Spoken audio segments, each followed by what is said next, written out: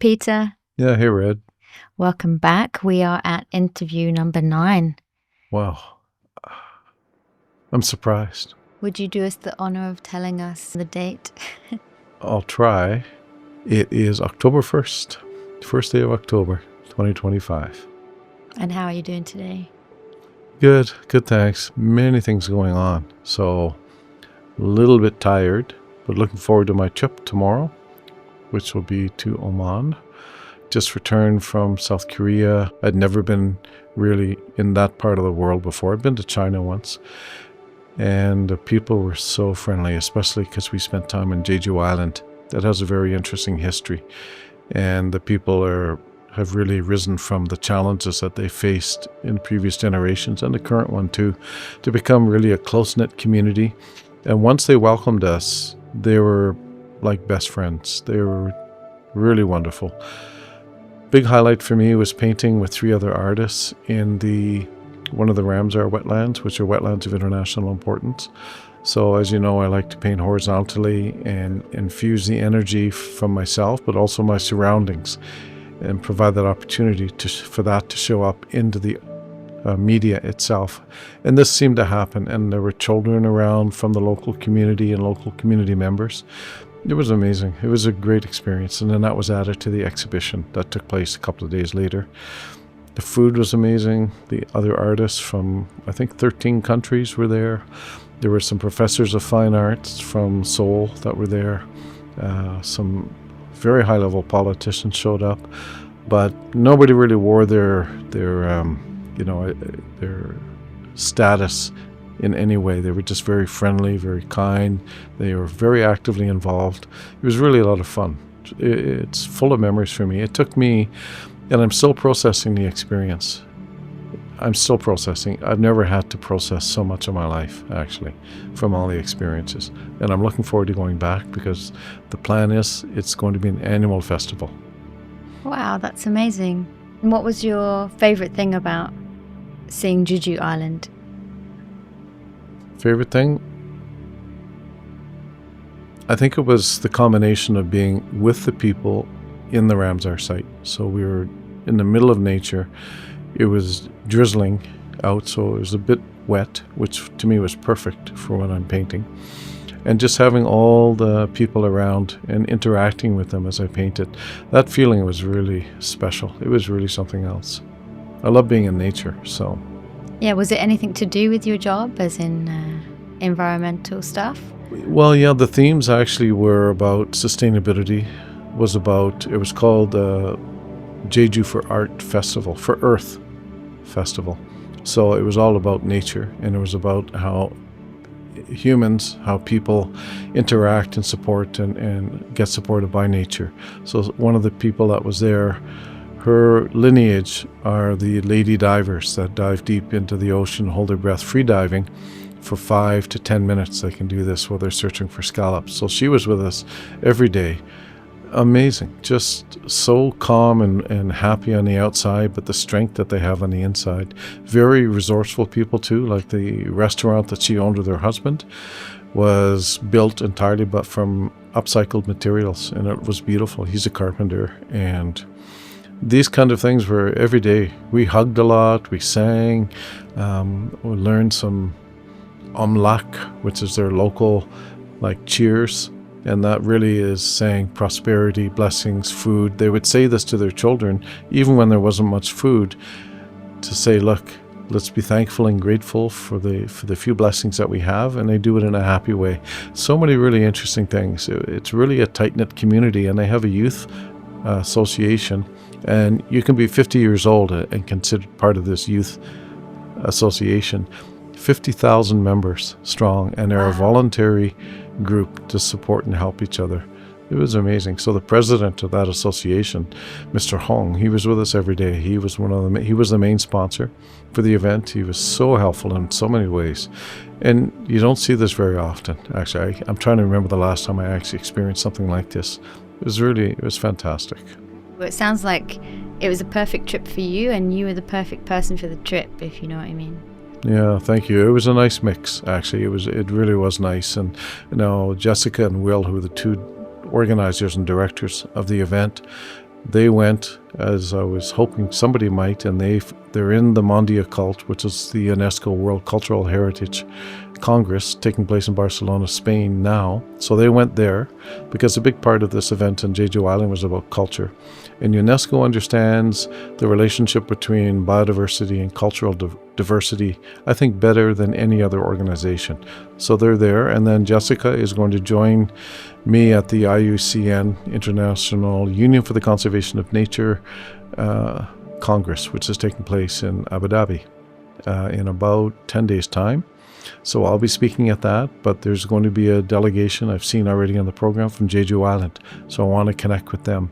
So we're working hard to build these bridges, and it's actually a lot of fun to do it. And I know next year the organization I work for now wants to be a part of this, and I'm sure they will be. So it's going to grow. It's really nice. So today you have brought in your next painting, which is very different, almost abstract this time from the last one, which was the all-seeing eye. All-seeing? Yes. That one took a long, long time to do. There's a lot of just sitting there, contemplative, detailed work.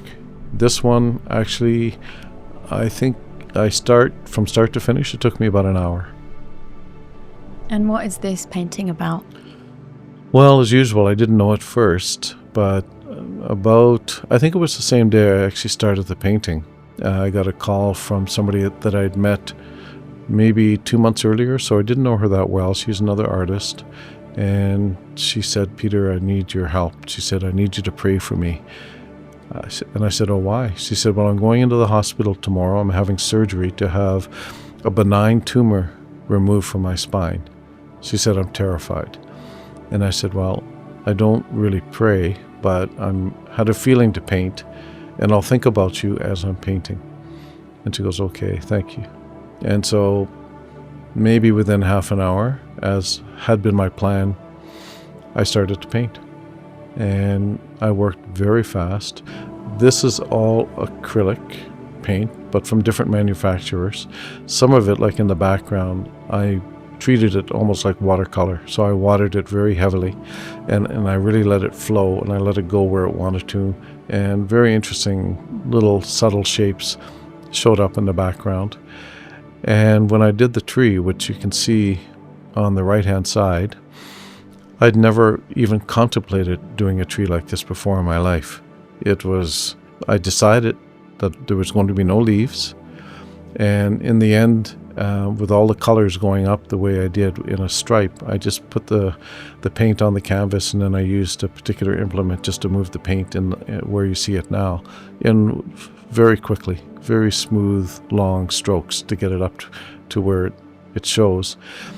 And then the most detail was in the bottom with the rocks, which again, I'd never done rocks like this before. I used a fine brush, and I used a different kind of acrylic paint from a different company actually to produce those rocks the way they were.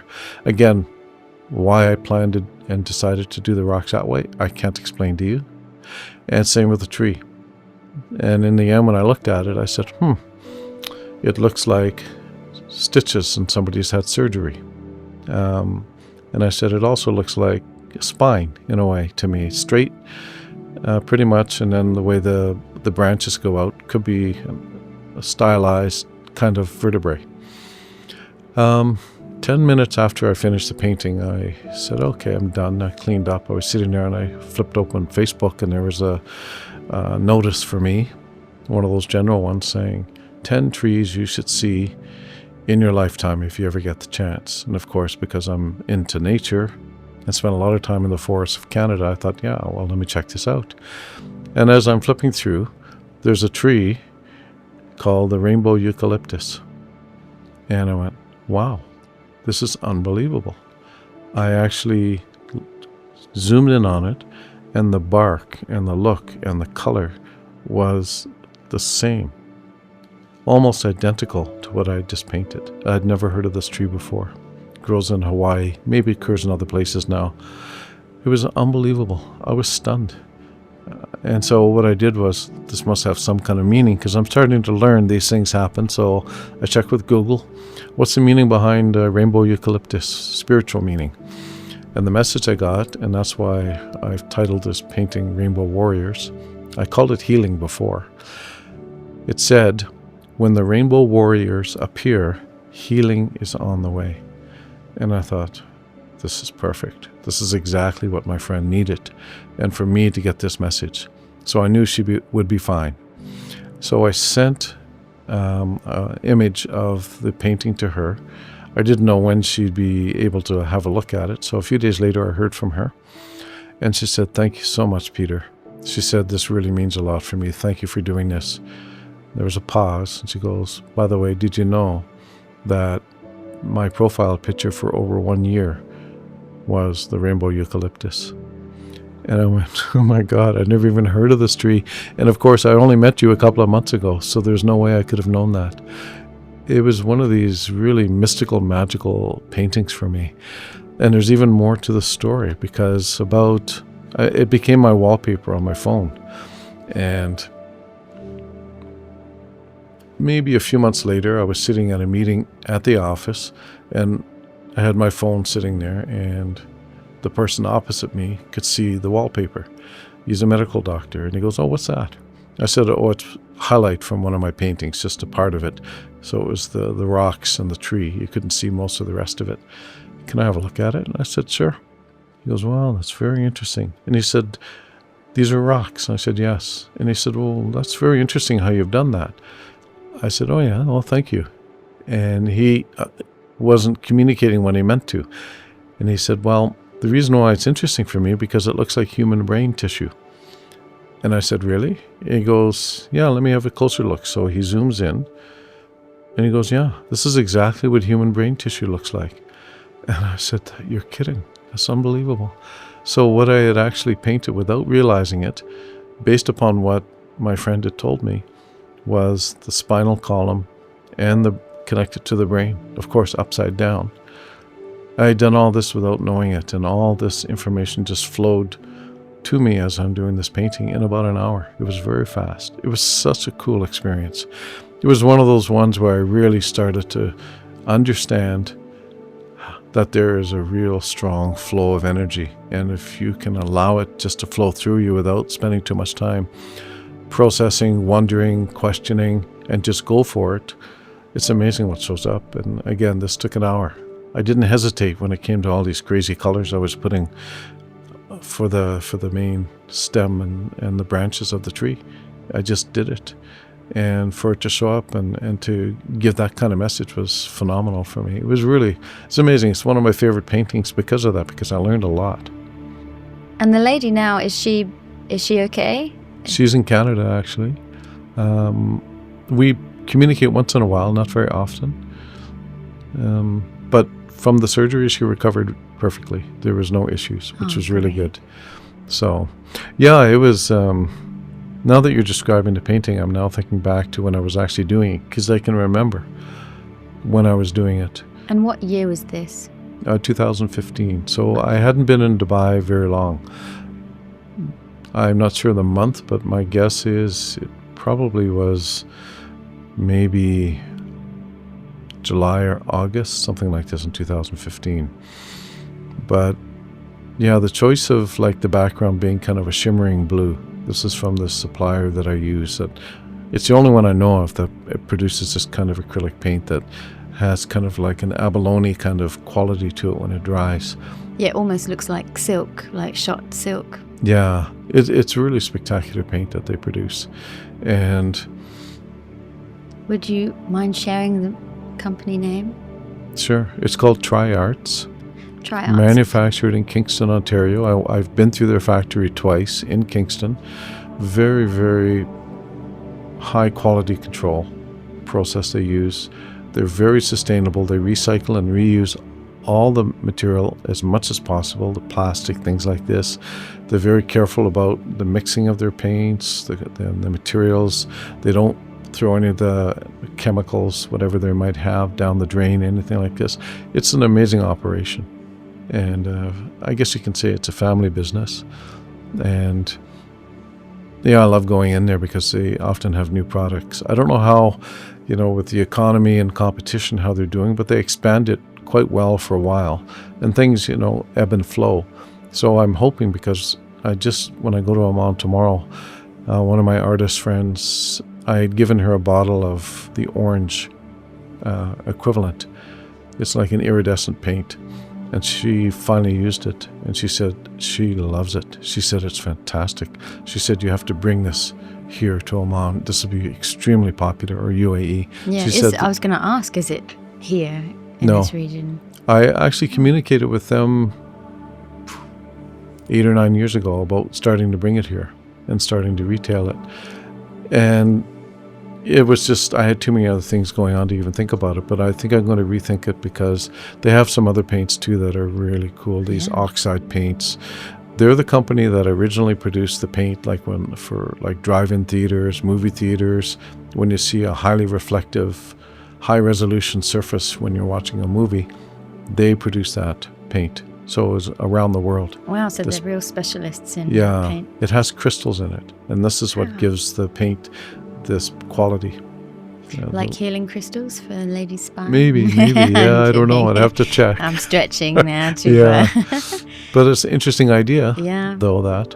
What I love about this painting, a bit like the rock garden one, it's like not complicated in terms of what you've painted, but it's so textured. And there's so much going on within the form of it. How did you know that this painting was finished? Because some people might think like, there needs to be more to it. And it's like in between abstract and in between actually very detailed painting technique. So when did you know to stop? The usual, when the feeling goes. Oh, I see. I start because I can feel the need and desire to. And when I know to stop, the feeling is gone. So sometimes with your paintings, do you ever stop and then put the painting away and then later restart? Yeah. I think we talked about this a little bit before, but that's what I'm asking. In some cases it'll be several years. I'll put it away and then I'll bring it back out, because I go, I should finish that painting, or I wonder what's next, because I wasn't sure. And then just me questioning that seems to open up a door. And that door may have been already open, and somehow I sense that the door is open. That's why I ask the question, I wonder about it. And then I'm being told in a way, time to start, or to finish this painting, Peter. Let's go for it. And this one is complete? Yeah, this one complete. I wouldn't touch it. Amazing. It's like a story on its own. It's served its purpose. There's even like one little bit of rock just on its own, just past the middle, can you see? And I love that, because it indicates to me anyway that it's part of an entire scene, and this is just a snapshot. Like landscapers, they normally find some kind of framing within a picture, but this one, the branch is going off the edge and then there's a rock. So it's like, it looks like a small part of a bigger scene. You're right. Yeah, there's a lot of movement in this one, in the way that you described, and also with the brush strokes. They sort of have you view it from left to right and right to left.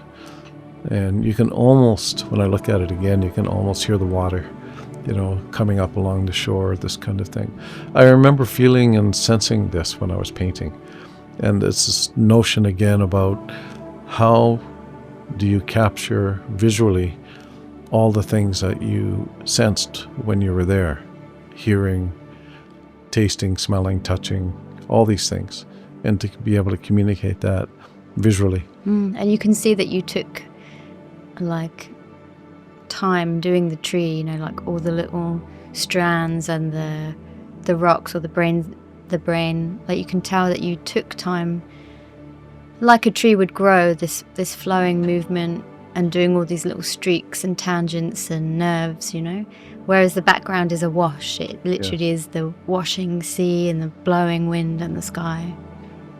And I'm sorry to turn away from the camera, but with the background, there's a lot of stories back there, and I haven't processed and actually spent much time contemplating, but there's a lot going on back there. And this tree, that took me maximum 10 minutes to do.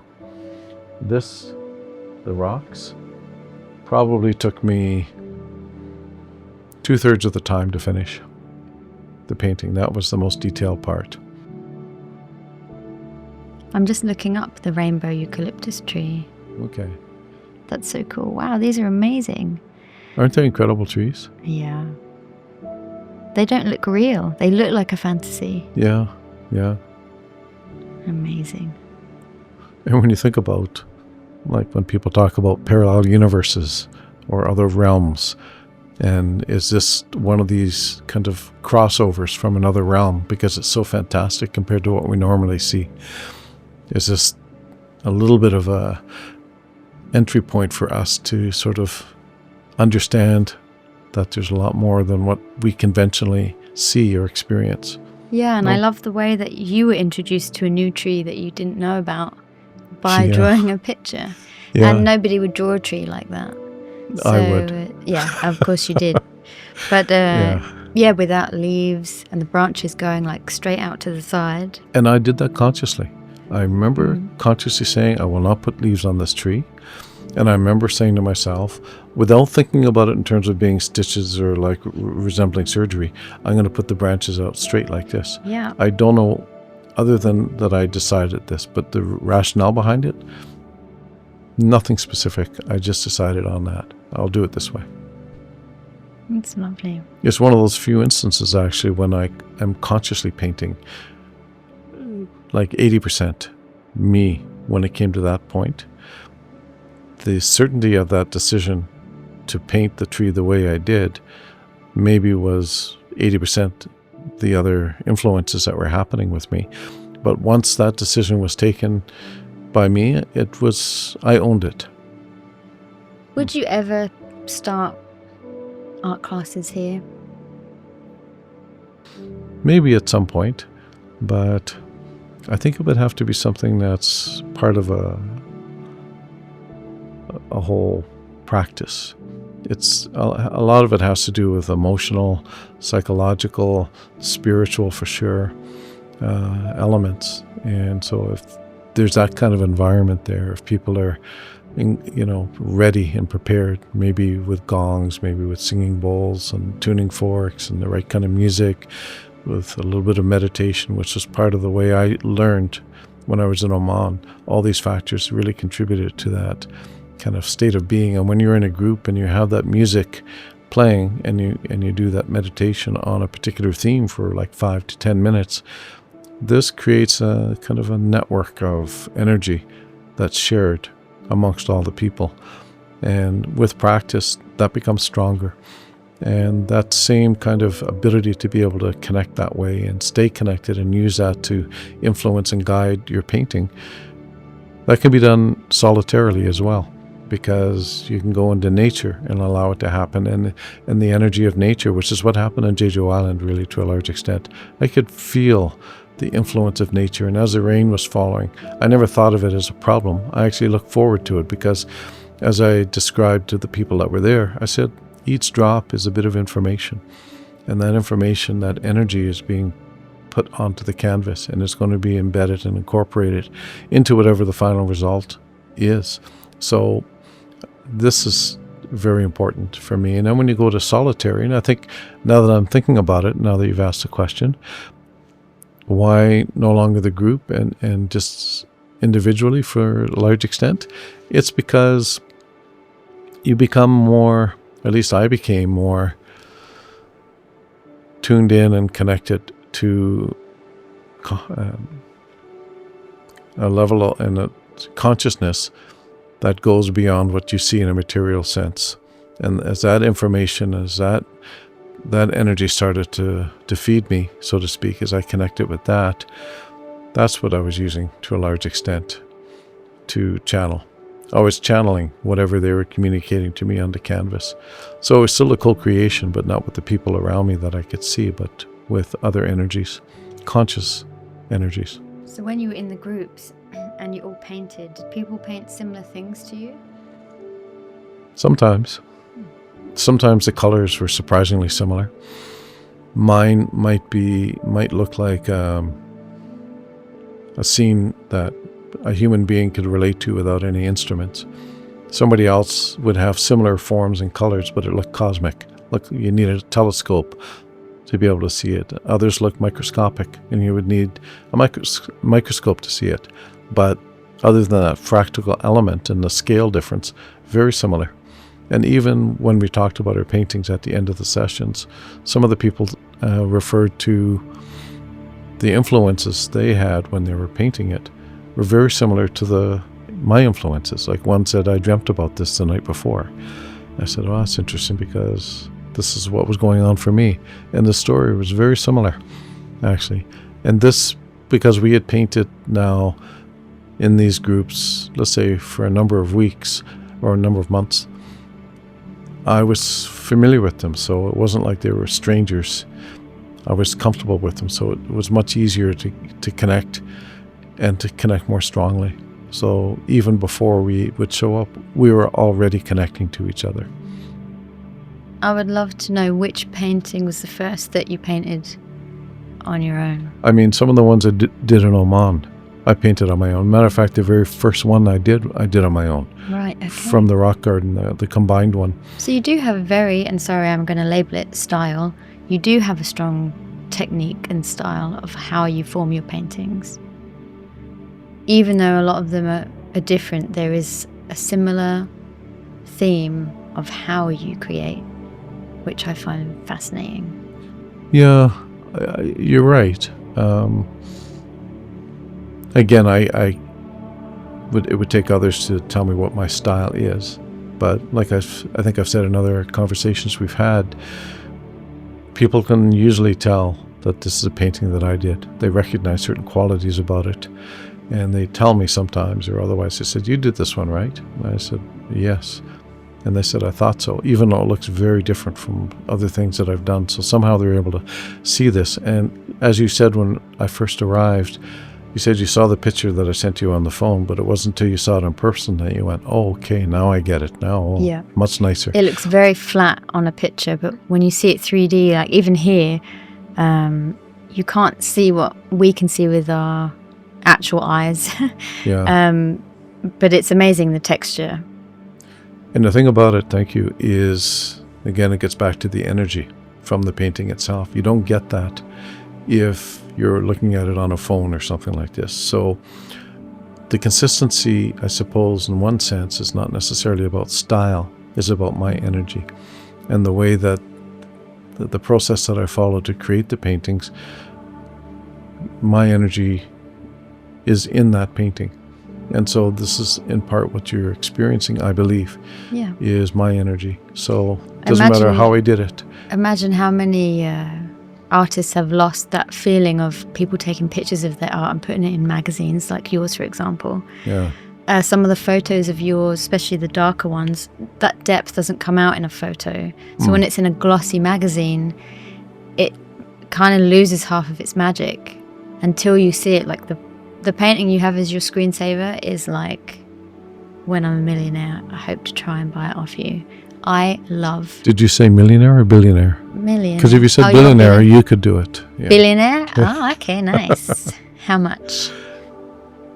Less than 1 billion. But Okay, it depends at what point. It depends at what point you become a billionaire, because, you know, if it's 5 years from now, then the price might be higher. Nice. You're a very smart man. Is there anything you want people to know about this painting?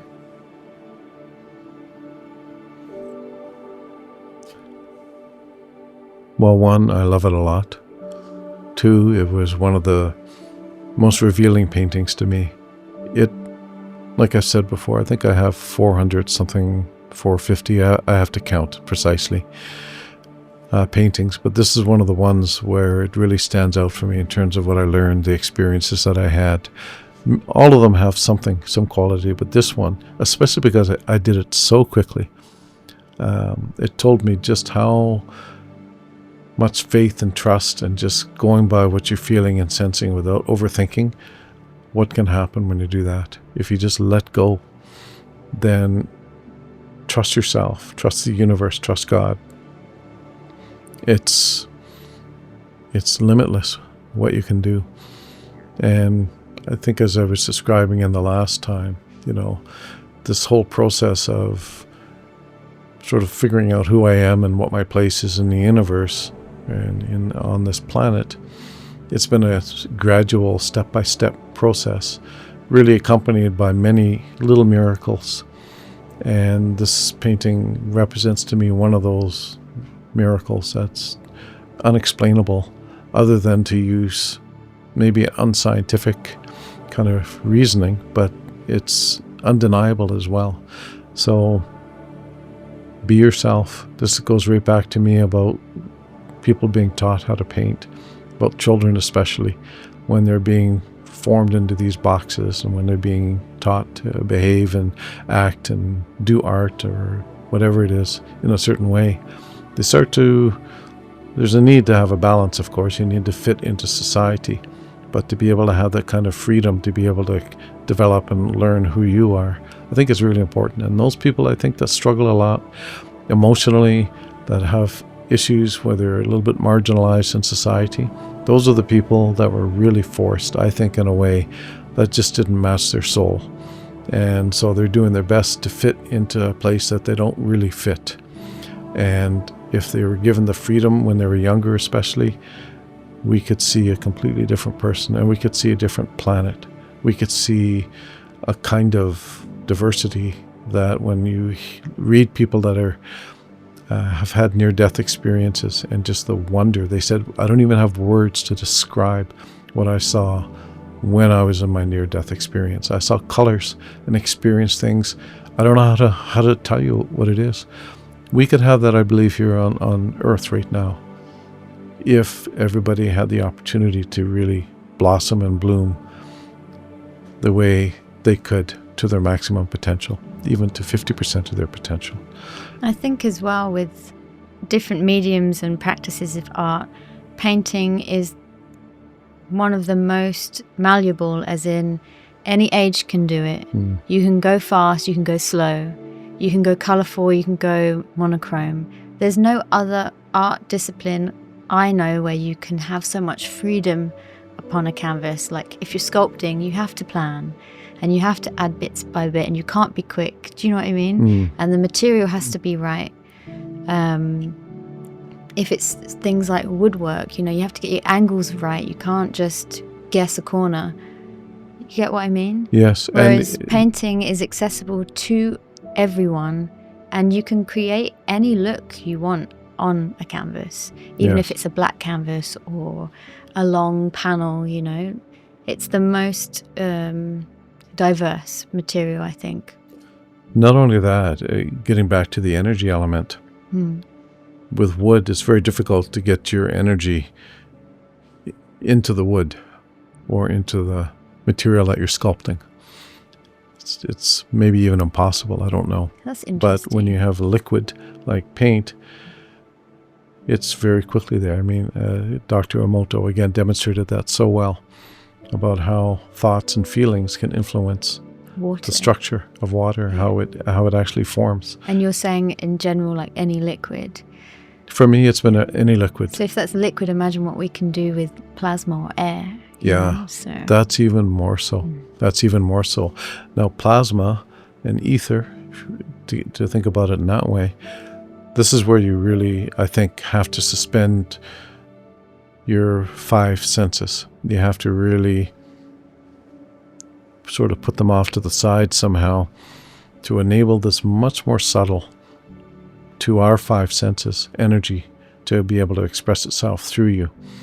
And this is where you can't be using your five senses really to do it. There's another sensory process that's used to be able to allow that kind of information to come to you, and for you to be able to take enough of it to be able to understand it in a feeling way, and then to be able to express it and to allow it to be expressed, not by control, but just allow it. And it's always described as very subtle energy. It's always described as gentle. That's why, like, lifting the veil I find very interesting, because a veil is so thin, it's so delicate. You have to give up everything that is 3D, to enter it. But then how do you do that? Yeah, and sorry how do to you know you interrupt. haven't lost your mind, or how do you know someone's completely off the hook? But maybe they're not off the hook. Maybe they're actually... Well, all these kind of self-doubts, I believe, are a part of this kind of judgment system that Of course, that and the we're balance. conditioned into. Mhm. And so you're doing it right, you're doing it wrong. You're at school, you got this mark. Repeat what I say, do what I say. You'll get the top mark if you can actually just simply repeat everything you're hearing. But this is where I learned so many lessons from my two sons, especially Chris. He used to complain bitterly about school. He said, I know how the kids get top marks in class. They just memorize what they're told and they spew it out again. He said, I can't do that. I just can't, and I refuse to. And good for him. I mean, it hasn't been easy, though, too, because you're going against convention. You're going against the way, and he's, like both my sons, are very sensitive to energy, and so they can feel when they're going against, and it takes a lot of strength to be able to do that. But this is part of it, and to be able to also be able to sense and have some sort of connection to this subtle energy, you can't be in a state of fear. You can't be in a state of conflict, anxiety.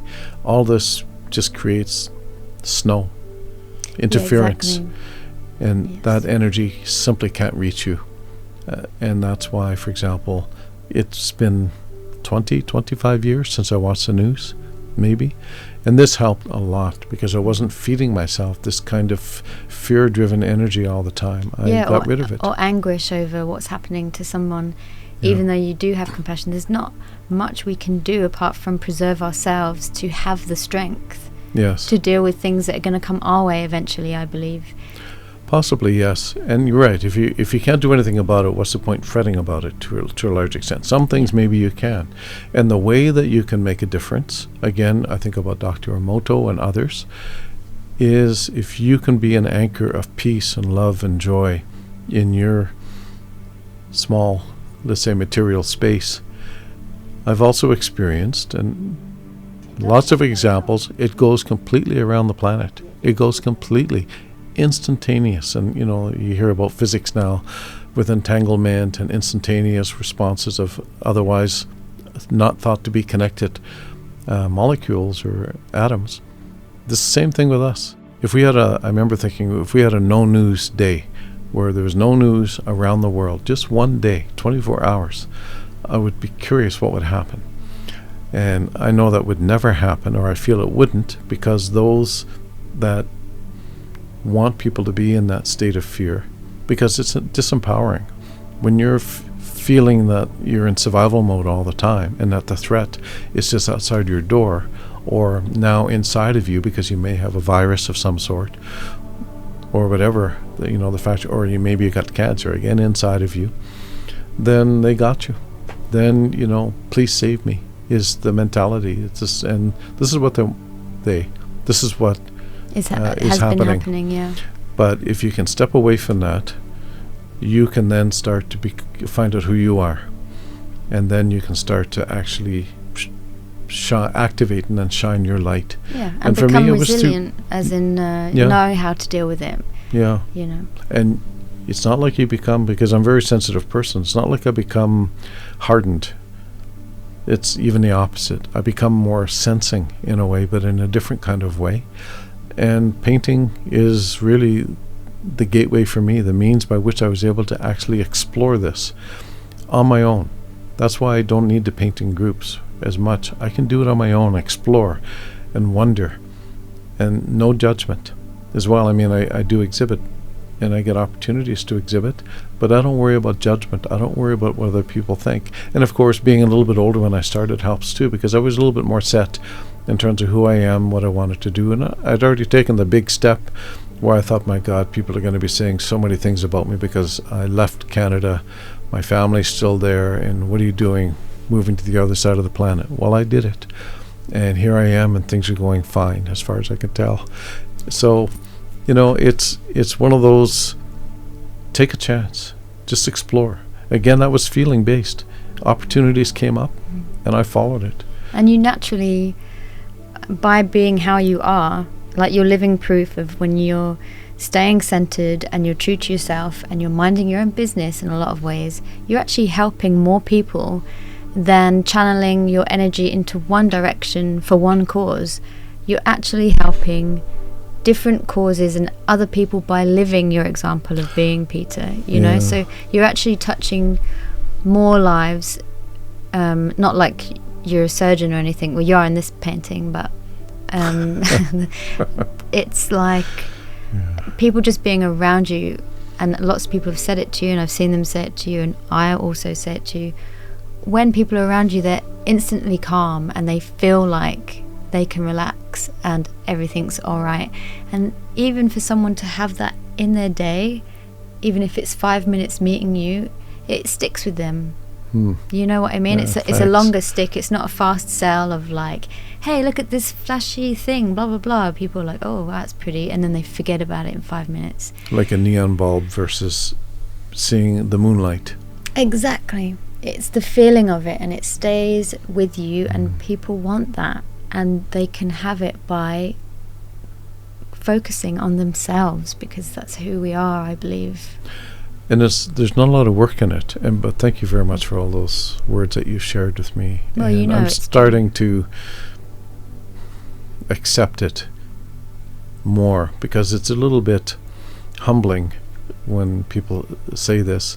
But like you said, a lot of people have said this to me, and it's very, very nice. It's wonderful. I feel blessed because of that. And you know, at the office where I am now, people are so kind with me, and for the most part, there's always an exception.